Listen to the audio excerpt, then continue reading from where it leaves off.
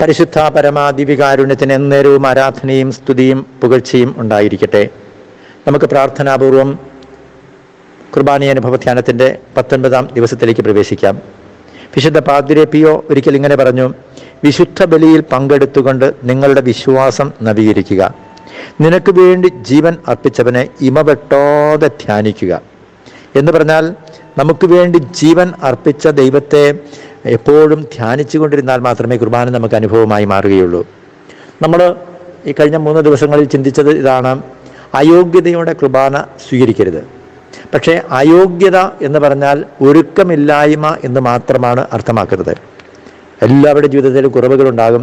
പക്ഷേ പാപത്തെ ഓർത്ത് അനുദപിച്ചുകൊണ്ട്, ദൈവമേ എന്ന് വിളിച്ച് കരഞ്ഞുകൊണ്ട് ബോധ്യത്തോടു കൂടി കുർബാന സ്വീകരിക്കുക. ഇതാണ് നമ്മൾ തിരിച്ചറിയേണ്ടത്. നമ്മൾ 1-ാം ദിവസം പറഞ്ഞത് ഇതാണ്. ഒന്നാമത്തെ ഒരുക്കം എന്ന് പറയുന്നത് അനുദപിക്കുന്ന ഹൃദയത്തോടുകൂടി നമ്മൾ കുർബാന പങ്കെടുക്കണം. എന്നും കുമ്പസാരിക്കാൻ സാധിക്കുകയില്ല. പക്ഷേ കുർബാനയ്ക്ക് മുൻപായിട്ട്, പ്രത്യേകിച്ചും കുർബാന അനുരഞ്ജന ശുശ്രൂഷയുടെ സമയത്ത്, ദൈവമേ എന്നോട് കരുണ തോന്നണമേ, ആ സമയത്ത് ഹൃദയത്തിൽ ഒന്ന് അനുദപിക്കുക പ്രധാനപ്പെട്ട ഒരു കാര്യമാണെന്നാണ് നമ്മൾ പറഞ്ഞത്. ഇന്ന് 2-ാമത്തെ ഒരു ഒരുക്കം ഒരുപക്ഷെ അത്ര ശ്രദ്ധിക്കാത്ത ഒരു കാര്യമായിരിക്കും നിങ്ങളിൽ ചിലരെങ്കിലും. സ്വാർത്ഥതയില്ലാത്ത ഒരു ഹൃദയം നമുക്കുണ്ടാകണമെന്ന് പരിശുദ്ധാത്മാവ് നമ്മോട് പറയുന്നു. സജ്ജീകൃതമായ ഒരു വലിയ മാളികമുറി നിങ്ങൾ ഒരുക്കണമെന്നാണ് പറഞ്ഞത്. ആ മാളികമുറി നമ്മുടെ മനസ്സാണെന്ന് പറഞ്ഞത്. അത് വലിയ മാളികമുറി ആയിരിക്കണം. ആരെയും മാറ്റി നിർത്തരുത്. അതായത് സ്വാർത്ഥതയില്ലാത്ത ഹൃദയത്തിൽ മാത്രമേ സ്വാർത്ഥതയില്ലാതെ കുർബാനയായി മാറിയവനെ ഉൾക്കൊള്ളാൻ കഴിയുകയുള്ളൂ എന്നാണ് നമ്മൾ മനസ്സിലാക്കേണ്ടത്. നിങ്ങൾക്കിത് പെട്ടെന്ന് മനസ്സിലാകുമോ എന്ന് എനിക്കറിയില്ല. വിശുദ്ധ പൗലോസ് അപ്പോസ്തലൻ കൊരിന്തോസിലെ സഭയ്ക്ക് എഴുതിയ 1-ാം ലേഖനത്തിൽ നമ്മൾ കുർബാനയെക്കുറിച്ചുള്ള വിവരണങ്ങൾ ഒരിക്കൽ നമ്മൾ വായിച്ചായിരുന്നു. അതിനു മുൻപ് 10-ാം അധ്യായത്തിൻ്റെ 16-ാമത്തെ വാക്യത്തിൽ നാം ഇങ്ങനെ വായിക്കുന്നുണ്ട്: നാം ആശീർവദിക്കുന്ന അനുഗ്രഹത്തിൻ്റെ പാനപാത്രം ക്രിസ്തുവിൻ്റെ രക്തത്തിലുള്ള ഭാഗഭാഗിത്വമല്ലേ? നാം മുറിക്കുന്ന അപ്പം ക്രിസ്തുവിൻ്റെ ശരീരത്തിലുള്ള ഭാഗഭാഗിത്വമല്ലേ? അപ്പം ഒന്നേയുള്ളൂ, അതിനാൽ പലരായിരിക്കുന്ന നാം ഒരു ശരീരമാണ്. എന്തെന്നാൽ ഒരേ അപ്പത്തിൽ നാം ഭാഗഭാക്കുകളാണ്. എന്ന് പറഞ്ഞാൽ എൻ്റെ ഉള്ളിലേക്ക് സ്വാർത്ഥത ഒരിക്കലും കടന്നു വരരുത്. ഇനി ക്രിസ്തുവിൻ്റെ ശരീരത്തിൻ്റെ പ്രത്യേകത, അതായത് ക്രിസ്തുവിൻ്റെ ഭൗതിക ശരീരം മൗതിക ശരീരമായി മാറിയതാണ് സഭ. ആ ക്രിസ്തുവിൻ്റെ ശരീരമാണ് നാം സ്വീകരിക്കുന്നത്. ക്രിസ്തുവിൻ്റെ ശരീരം എന്ന് പറയുമ്പോൾ അത് നിങ്ങൾക്ക് പരിചയമാകാൻ വേണ്ടി ഒരുപക്ഷെ എല്ലാ ദിവസവും പരിശുദ്ധ കുർബാനയിൽ പങ്കെടുക്കുമ്പോൾ ഏറ്റവും നല്ല ഭക്തിയോടുകൂടി നമ്മൾ പങ്കെടുക്കുന്ന ഒരു പ്രാർത്ഥനയാണ് അച്ഛൻ കൂദാശാവചനങ്ങൾ ഉച്ചരിക്കുന്നത്. കോൺസെക്രേഷൻ എന്ന് ഇംഗ്ലീഷിൽ പറയും. കൂദാശാവചനങ്ങൾ എന്നാണ്: കർത്താവായ ദൈവമേ, അങ്ങയുടെ പ്രിയപുത്രൻ ഞങ്ങളെ പഠിപ്പിച്ചതുപോലെ അവിടുത്തെ പീഡാനുഭവത്തിൻ്റെ സ്മരണ ഞങ്ങൾ ആചരിക്കുന്നു. താൻ ഏൽപ്പിച്ചു കൊടുക്കപ്പെട്ട രാത്രിയിൽ ഈശോ നിർമ്മലമായ തൃക്കരങ്ങളിൽ അപ്പമെടുത്ത് സ്വർഗത്തിലേക്ക് ആരാധ്യനായ പിതാവേ അങ്ങയുടെ പക്കലേക്ക് കണ്ണുകൾ ഉയർത്തി വാഴ്ത്തി വിഭജിച്ച് ശിഷ്യന്മാർക്ക് നൽകിക്കൊണ്ട് അരുളി ചെയ്തു: ഇത് പാപമോചനത്തിനായി നിങ്ങൾക്ക് വേണ്ടി വിഭജിക്കപ്പെടുന്ന എൻ്റെ ശരീരമാകുന്നു. നിങ്ങളെല്ലാവരും ഇതിൽ നിന്ന് വാങ്ങി ഭക്ഷിക്കുവിൻ. അപ്രകാരം തന്നെ കാസയും എടുത്ത് കൃതജ്ഞതാസ്തോത്രം ചെയ്ത് വാഴ്ത്തി അവർക്ക് നൽകിക്കൊണ്ട് അരുളി ചെയ്തു: ഇത് പാപമോചനത്തിനായി അനേകർക്ക് വേണ്ടി ചിന്തപ്പെടുന്ന പുതിയ ഉടമ്പടിയിലെ എൻ്റെ രക്തമാകുന്നു. നിങ്ങളെല്ലാവരും ഇതിൽ നിന്ന് വാങ്ങിപ്പാനം ചെയ്യുവിൻ. നാളെ നിങ്ങൾ പരിശുദ്ധ കുർബാനയിൽ പങ്കെടുക്കുമ്പോൾ ഈ നിങ്ങൾക്ക് വേണ്ടി അനേകർക്ക് വേണ്ടി എന്നത് വരുമ്പോൾ ഒന്ന് ശ്രദ്ധിക്കണം. എന്താണെന്നറിയാമോ? കൂദാശാവചനങ്ങളുടെ ചുരുക്കം ഇങ്ങനെയാണ്: ഞാൻ നിനക്ക് വേണ്ടി, ഐ ആം ഫോർ യു. നിങ്ങൾക്ക് വേണ്ടി വിഭജിക്കപ്പെടുന്ന എൻ്റെ ശരീരം, അനേകർക്ക് വേണ്ടി ചിന്തപ്പെടുന്ന എൻ്റെ രക്തം, അതാണ് ഐ ആം ഫോർ യു, ഞാൻ നിനക്ക് വേണ്ടി. എന്ന് പറഞ്ഞാൽ കുർബാന സ്വീകരിച്ച ശേഷം നാം പുറത്തേക്ക് ഇറങ്ങുമ്പോൾ ഞാൻ നിനക്ക് വേണ്ടി എന്ന് പറയുന്ന ഒരു മനസ്സ് നമ്മിൽ രൂപപ്പെടുകയാണ് ചെയ്യുന്നത്. ഭാര്യ ഭർത്താവിന് വേണ്ടി, ഭർത്താവ് ഭാര്യയ്ക്ക് വേണ്ടി, മാതാപിതാക്കൾ മക്കൾക്ക് വേണ്ടി, വികാരിയച്ഛൻ ഇടവക സമൂഹത്തിന് വേണ്ടി. അതാണ് ഐ ആം ഫോർ യു. കൂദാശാവചനങ്ങളുടെ ചുരുക്കം പരിശുദ്ധാത്മാവ് നിങ്ങളുടെ ആത്മാവിൽ ഇങ്ങനെ കുറിക്കട്ടെ: നിങ്ങൾക്ക് വേണ്ടി, നിങ്ങൾക്ക് വേണ്ടി, നിങ്ങൾക്ക് വേണ്ടി, അല്ലെങ്കിൽ അനേകർക്ക് വേണ്ടി, അനേകർക്ക് വേണ്ടി, അനേകർക്ക് വേണ്ടി. പ്രിയപ്പെട്ടവരെ, ഈശോ ഒരിക്കലും തനിക്ക് വേണ്ടിയല്ല ജീവിച്ചത്.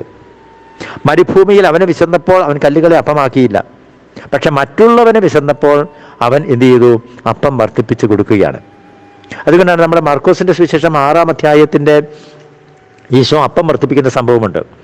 അവിടെ ഈശോ ഒരു ചോദ്യം ചോദിക്കുന്നുണ്ട്. ആൾക്കാരെല്ലാം ഇങ്ങനെ സങ്കടപ്പെട്ട് വിഷമിച്ചിരിക്കുകയാണ്.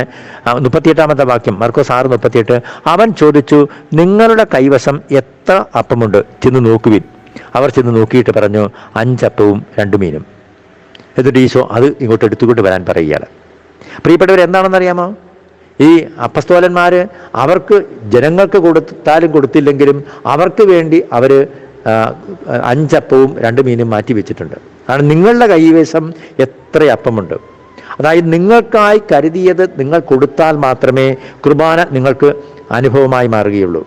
വേദനിക്കുന്നത് വരെ മുറിച്ചു കൊടുക്കണം എന്ന് മദർ തെരേസ പറയാറുണ്ട്. വേദനിക്കുന്നത് വരെ. ബാങ്ക് ബാലൻസിൽ നിന്നും 500 രൂപ എടുത്ത് കൊടുക്കാൻ നല്ല എളുപ്പമാണ്. ഞാൻ വളരെ ലളിതമായ ഒരു ഉദാഹരണം പറയാം. നിങ്ങൾ എത്ര രുചിക്കുമായി എന്ന് എനിക്കറിയില്ല. 2 ഉദാഹരണങ്ങൾ പറയാം. ഒന്ന്, കുടുംബജീവിതം നയിക്കുന്ന കുടുംബജീവിതം നയിക്കുന്നവർ. നിങ്ങൾ വീട്ടിൽ ഒരു മകൻ്റെ അല്ലെങ്കിൽ കൊച്ചുമകൻ്റെ അല്ലെങ്കിൽ കൊച്ചുമകളുടെ ഒരു ബർത്ത്ഡേ പാർട്ടി നിങ്ങൾ ഒരുക്കിയിരിക്കുകയാണ്. അപ്പോൾ ഈ ബർത്ത്ഡേ പാർട്ടിക്ക് വേണ്ടി എല്ലാം ക്രമീകരിച്ചു. അപ്പോഴാണ് പെട്ടെന്ന് അറിയുന്നത്, നിങ്ങളുടെ അടുത്ത് ഒരു പാവപ്പെട്ട ഈ മനോരോഗികളൊക്കെ താമസിക്കുന്ന ഒരു അന്തേവാസികളുള്ള ഒരു ആശ്രമം എന്നല്ല നമ്മൾ പറയുന്നത്, അവിടെ അന്ന് ഭക്ഷണം കിട്ടിയില്ല എന്നറിഞ്ഞ് നിങ്ങൾ എന്ത് ചെയ്തു? ഈ നിങ്ങളുടെ വീട്ടിൽ ഒരുക്കിയിരിക്കുന്ന ഈ ഡിന്നർ ചിക്കൻ ബിരിയാണെന്ന് ഓർത്തുകൊള്ളൂ. ഞങ്ങളുടെ പള്ളിയിൽ ഒരു ബിരിയാണി ചലഞ്ച് പ്രോഗ്രാം ഉണ്ടായിരുന്നു. അത് കൊണ്ടുപോയി അവർക്ക് കൊടുക്കുകയാണ്. അപ്പോൾ കുടുംബജീവിതം നയിക്കുന്നവർക്ക് അത്ര പ്രസക്തി ഇത് ഉൾക്കൊള്ളാൻ പറ്റുകയില്ല. കുഞ്ഞുങ്ങൾക്ക് ഭക്ഷണം കൊടുക്കാതെ പെട്ടെന്ന് ഉള്ള ഭക്ഷണം വേറെ കുറച്ച് ഭക്ഷണമൊക്കെ ഉണ്ടാക്കിയിട്ട് നിങ്ങൾ കഴിച്ച് സന്തോഷത്തോടു കൂടി പിറ്റേ ദിവസം കുർബാനയ്ക്ക് ചെന്നാൽ ആ കുർബാനയ്ക്ക് ജീവിതത്തിൽ ഒരിക്കലും കിട്ടാത്ത അനുഭവം നിങ്ങൾക്ക് കിട്ടും. സിസ്റ്റേഴ്സ് അവരുടെ മദറിൻ്റെ ഫീസ്റ്റാണെന്ന് ഓർത്തുകൊള്ളൂ. അപ്പോൾ ഫീസ്റ്റിൻ്റെ എല്ലാ സജ്ജീകരണങ്ങളും ചെയ്തു. സാധാരണ ഉണ്ടാകാത്ത ഏതെങ്കിലും നൂഡിൽസ് ഒക്കെ വാങ്ങി, സൂപ്പ്, ഇതൊക്കെ സിസ്റ്റേഴ്സാണ് സ്പെഷ്യലായിട്ട് അച്ഛന്മാർക്കൊക്കെ കൊടുക്കുന്നത്. അതൊക്കെ ഉണ്ടാക്കി. പക്ഷേ അപ്പോഴാണ് അടുത്ത ഒരു കോളനിയിൽ എന്തോ ഒരു വിഷമമുണ്ടായി, അവിടെ ഭക്ഷണമില്ല എന്നറിഞ്ഞ്, അല്ലെങ്കിൽ ഏതെങ്കിലും ഒരു ആശ്രമത്തിൽ, ഞാനത് ഒരു സാങ്കല്പികമാണ് നിങ്ങളോട് പറയുന്നത്, ഒരു ആശയം കിട്ടാൻ വേണ്ടിയിട്ടാണ് ഇത് കൊണ്ടുപോയി കൊടുക്കുകയാണ് ചെയ്യുന്നത്. അപ്പോൾ എന്ത് സംഭവിക്കുന്നു? അവർക്ക് തിരിച്ചു വരുമ്പോൾ ഭക്ഷണമില്ല. പിന്നെ ഉള്ള എന്തെങ്കിലുമൊക്കെ കഴിച്ച് സന്തോഷത്തോടെ മുഖം വാടരുത്. വലിയ ഡിന്നർ കഴിക്കാനായിട്ട് ഒരുങ്ങിയിരിക്കുമ്പോൾ അത് കൊണ്ടുപോയി വേറെയുള്ളവർക്ക് കൊടുത്തു കഴിഞ്ഞാൽ എന്താണ്? അവിടെ അങ്ങോട്ട് നമ്മുടെ ഉള്ളിലേക്ക് ഒരു കൃപ നിറയുന്നുണ്ട്. പിറ്റേ ദിവസം കുർബാനയ്ക്ക് വരുമ്പോൾ ഈ കുർബാന ഒരു അനുഭവമായിട്ട് മാറുകയാണ് ചെയ്യുന്നത്. എന്ന് പറഞ്ഞു കഴിഞ്ഞാൽ ഈ കുർബാന എന്ന് പറയുന്നത് എന്താണ്? നമ്മുടെ ഒരു കർമ്മമല്ല. വൈദികൻ ബലി ആയി മാറിയതിന് ശേഷം മാത്രമേ കുർബാന മറ്റുള്ളവർക്ക് കൊടുക്കാവൂ. ഞാൻ ഇന്ന് നാളെ വെള്ളിയാഴ്ച കുർബാന അർപ്പിക്കുന്നതിന് മുൻപ് അല്ലെങ്കിൽ ശനിയാഴ്ച കുർബാന അർപ്പിക്കുന്നതിന് മുൻപ് ഈ വെള്ളിയാഴ്ച എൻ്റെ ജീവിതത്തിൽ എൻ്റെ ജനത്തിന് വേണ്ടി ഏതെങ്കിലും ഒരു ത്യാഗം അനുഷ്ഠിക്കണം. ഇതാണ് അതിൻ്റെ ആത്മീയ രഹസ്യം. അതാണ്, അതായത് സ്വാർത്ഥതയുള്ള, എനിക്ക്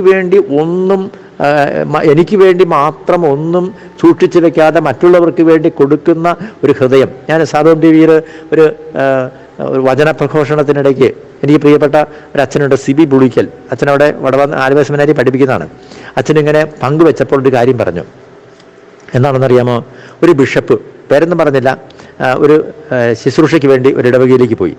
അവിടെ ചെന്ന് ആ ഇടവകയിൽ ചെന്ന് കഴിഞ്ഞപ്പോഴത്തേക്ക് സാധാരണഗതിയിൽ പിതാക്കന്മാർ ചെല്ലുമ്പോൾ പിതാക്കന്മാർ ഏതെങ്കിലും ഇടവകയുടെ പൊതുവായിട്ടുള്ള ഒരു കാര്യമല്ല, ഏതെങ്കിലും പ്രത്യേക കാര്യത്തിന് വേണ്ടിയിട്ടാണ് വരുന്നത്. അത് കഴിയുമ്പോൾ പിതാവിന് അവർ വണ്ടിക്കൂലി ഉൾപ്പെടെ ഒരു കവർ കൊടുക്കും. അതിൻ്റെ അകത്ത് സാധാരണഗതിയിൽ ഒരു 5000 രൂപ ഒക്കെ കാണും. അപ്പോൾ അത് പിതാവിൻ്റെ കയ്യിലേക്ക് കൊടുത്തു. അതിനുശേഷം പിതാവിൻ്റെ ഡ്രൈവർക്കും സാധാരണഗതിയിൽ, ഞാനൊക്കെ നേരത്തെയൊക്കെ ആയിരുന്നപ്പോൾ 500 ആയിരുന്നു, ഇപ്പോൾ 1000-ൽ കുറഞ്ഞൊന്നും ആരും കൊടുക്കുകയില്ല, ഒരു കവർ കൊടുത്തു. ഈ വണ്ടി സ്റ്റാർട്ട് ചെയ്തപ്പോൾ എന്ത് സംഭവിച്ചെന്നറിയാമോ? പിതാവ് തുറന്നു നോക്കിയില്ല. തൻ്റെ കയ്യിൽ കിട്ടിയ പേഴ്സ് എടുത്ത് ഡ്രൈവറുടെ കയ്യിലേക്ക് കൊടുത്തിട്ട്, ഡ്രൈവറുടെ കയ്യിലിരുന്ന പേഴ്സല്ല, ആ കവർ കൊടുത്തിട്ട് ഡ്രൈവറുടെ കയ്യിൽ അവർ കൊടുത്ത കവർ പിതാവ് വാങ്ങി. നോക്കൂ, ഈ മനുഷ്യൻ കണ്ണീരോടുകൂടി പിറ്റേ ദിവസം തൻ്റെ വികാരിയച്ഛനോട് ഈ അനുഭവം പങ്കുവെച്ചതാണ്. എന്ന് പറഞ്ഞാൽ, അതായത് എന്നോട് ആരെങ്കിലും എന്തെങ്കിലും ചോദിക്കുമ്പോൾ മടി കൂടാതെ, ഒരു ചിന്ത കൂടാതെ എടുത്തു കൊടുക്കുവാനുള്ള മനസ്സ് എപ്പോഴാണ് രൂപപ്പെടുന്നത്, അപ്പോൾ എൻ്റെ ഉള്ളിൽ അഭിഷേകം നിറഞ്ഞുവെന്നാണ് അതിൻ്റെ ഏറ്റവും വലിയ അർത്ഥം. ഞാനിത് കേട്ടുകൊണ്ടിരിക്കുന്ന ഒരു കുടുംബിനി, ഒരു പാവപ്പെട്ട സ്ത്രീ വന്ന് ഒരു സാരി വന്ന് ചോദിക്കുമ്പോൾ, നിങ്ങൾ ഏതെങ്കിലും ഒരു ഫംഗ്ഷന് ധരിക്കാൻ വേണ്ടി മാറ്റി വെച്ചിരിക്കുന്ന ഒരു സാരി എടുത്ത് കൊടുത്ത ശേഷം പ്രിയപ്പെട്ട മകളെ ഒരു ഒരു ഒരു സന്തോഷത്തോടെ കൊടുത്തതിന് ശേഷം പിറ്റേ ദിവസം നീ കുർബാന അർപ്പിക്കാനായിട്ട് പോകുമ്പോൾ ആ കുർബാന നിനക്കൊരു അനുഭവമായി മാറും. നമ്മുടെ അഭിഷേകം എന്നൊക്കെ പറയുമ്പോൾ ഇന്ദ്രിയങ്ങളിലുണ്ടാകുന്ന അനുഭവമല്ല, മറിച്ച് നമ്മുടെ ഉള്ളിലേക്ക് കൃപ നിറയുകയാണ്. അതായത് മടി കൂടാതെ പങ്കുവെക്കാനുള്ള ഒരു കൃപ. കാരണം പങ്കുവെച്ചവൻ്റെ കുർബാനയിലാണ് തനിക്ക് വേണ്ടി ഒന്നും സൂക്ഷിച്ചു വെക്കാതെ അവസാനത്തുള്ളി രക്തം വരെ മറ്റുള്ളവർക്ക് വേണ്ടി പങ്കുവെച്ചവൻ്റെ പരിശുദ്ധ കുർബാനയിൽ ആ ബലിയർപ്പണത്തിലാണ് നാം പങ്കുചേരുന്നത് എന്ന് എന്നെ കേൾക്കുന്ന പ്രിയപ്പെട്ടവരെ നിങ്ങൾ തിരിച്ചറിയണം. ഞാൻ അല്പം ഇന്ന് വ്യതിചലിച്ചു, പക്ഷേ ഇത് പ്രധാനപ്പെട്ട ഒരു കാര്യമായതുകൊണ്ട്, അതായത് നമുക്ക് കുർബാന അനുഭവമായി മാറാത്തത്, കുർബാനയിലെ പുസ്തകത്തിൽ നോക്കി പ്രാർത്ഥനയൊക്കെ ചൊല്ലുന്നുണ്ട്, ഒക്കെ ശരിയാണ്. പക്ഷെ ഹൃദയമാകുന്ന മാളികമുറി നീ സജ്ജമാക്കിയില്ലെങ്കിൽ കുർബാന നിനക്ക് അനുഭവമായി മാറുകയില്ല എന്ന് പറഞ്ഞത് തിരിച്ചറിയാൻ വേണ്ടിയിട്ടാണ്. നമ്മൾ സ്വാർത്ഥതയില്ലാതെ മറ്റുള്ളവർക്ക് വേണ്ടി പങ്കുവെച്ച ആ ഒരു ശരീരമാണ് നമ്മൾ സ്വീകരിക്കുന്നത് എന്നുള്ള കാര്യം നിങ്ങൾ മറക്കരുത്. നാളെ നിങ്ങളുടെ കുർബാനയുടെ സമയത്ത് ഈ കോൺസെക്രേഷൻ വേർഡ്സ് വരുമ്പോൾ, നിങ്ങൾക്ക് വേണ്ടി എന്ന അച്ഛൻ വരുമ്പോൾ ഒരു നിമിഷം ഒന്ന് ഓർക്കണം, നിങ്ങൾക്ക് വേണ്ടി മുറിക്കപ്പെട്ട, അനേകർക്ക് വേണ്ടി ചിന്തപ്പെട്ട കർത്താവേ, ആ ഒരു അഭിഷേകം ഞങ്ങൾക്ക് തരണമേ എന്ന് ഹൃദയത്തിൽ പ്രാർത്ഥിച്ചുകൊണ്ട് നമുക്ക് ഈ വചനചിന്തയോടെ അവസാനിപ്പിക്കുക. കർത്താവേ, വചനം കേട്ടുകൊണ്ടിരിക്കുന്ന എല്ലാ മക്കളെയും അനുഗ്രഹിക്കണമേ, ഇവരുടെ ജീവിത സാഹചര്യങ്ങളെ അനുഗ്രഹിക്കണമേ.